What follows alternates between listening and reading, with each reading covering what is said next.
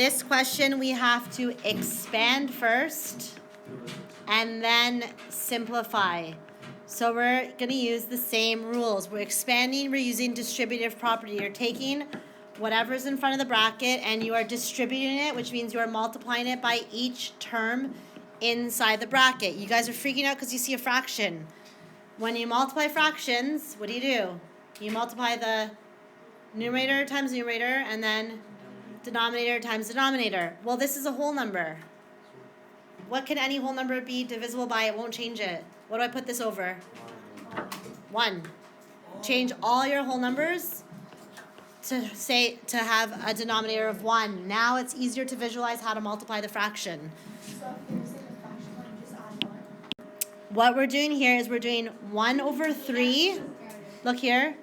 We're doing 1 over 3 times 3 over 1a. What's 1 times 3? 3. What's 3 times 1? So it's 3 over 3a, right? Then I'm doing 1 over 3 times positive 2 over 1. So I know it's going to be positive. 1 times 2 is 2. Then multiply the denominators. 3 times 1 is 3. Do the next one on your own. 1 over 4 times 4a. 1 over 4 times negative 2. 1 times 4 is 4. 4 times 1 is, and then we have the a there. Then we have 1 times what? Times negative 2 is what? Negative 2 over 4, exactly. This is, okay, everyone's okay with this so far? Now we have to combine our like terms, yes. What are my like terms? I have a term with an a. Oh, 3a and 4a and then... Okay, so let's put those together, hold on. 3 over 3a plus 4 over 4a, and then what? Plus 2 over 3, take away 2 over 4. Can you add fractions with different denominators? No. No, but this is actually easy because, can you simplify this? What's 3 over 3? So you have a 1a. What's 4 over 4? Plus another 1a. So we actually don't even have to change those fractions. Here is where you have to find a common denominator. You're not allowed to turn them into decimals. Can you do 2 over 3 minus 2 over 4? What's the common denominator? So let's do it on the side here. Multiply by 4, multiply by 4, multiply by... What is it? Okay, I'm just doing this on the side. 2 times 4? 8 over 12 minus 2 times 3? 8 take away 6. So this is equal to plus 2 over 12, right? See what I'm doing here? I'm just simplifying this. I did it over here. How do we do it? Right here.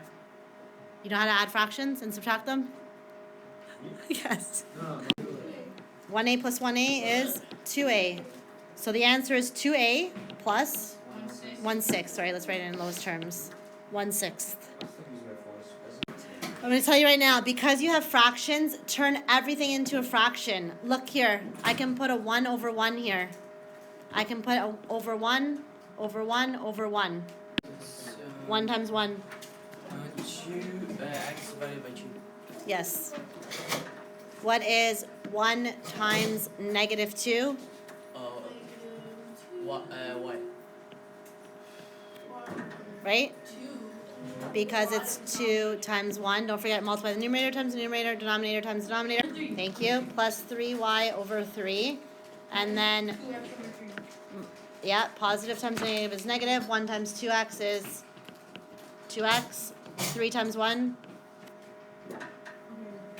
Now what? Yep.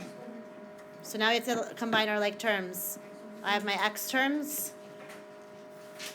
So I have 1 over 2x take away, yes. Take away 2 over 3x. I need to change those fractions after. They don't have a common denominator.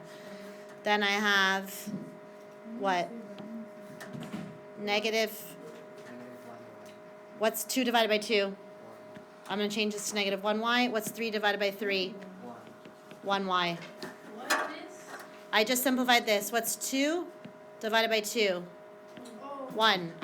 Plus what's 3 divided by 3? 1. Oh, I get it. What's negative 1 plus 1? Because it's the whole big whole. Because it's 2 over 2. Negative 1 plus 1 is equal to, this actually is gone now. So all you're left with is this. All you're left with is 1 over 2x. I mean 1 over 2, yeah, x minus 2 over 3x. Just find a common denominator. What's the denominator of lowest common denominator? So multiply by 3, multiply by 3, multiply by 2, multiply by 2. How would I rewrite this? 1x times 3? 3 over 6x, yeah, minus 4 over 6x. Right? Now just subtract. What's 3, 6, take away 4, 6.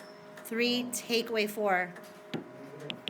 Negative 1 over 6x. That's your answer.